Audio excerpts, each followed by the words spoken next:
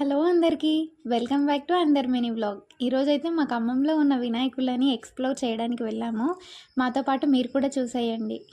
తెలివి కన్ను తెరుసుకుందయ్యా శివలింగమయ్య, మనసు నిన్ను తెలుసుకుందయ్యా, మాయకంతలు తీయ మన్ను నిన్ను కానరాక జరిగిపాయే పాత బతుకు, ఉన్న నిన్ను లెవ్వనుకుంట మిడిసి పడితి నింతవరకు, నీ దయని విభూతిగా పుయ్యర నా ఒంటికి, నన్నింకొక నందిగా ఊడెయ్యి నీ వాటికి, ఏ జనుమ పుణ్యమో నిన్ను చేరుకుంటిరా.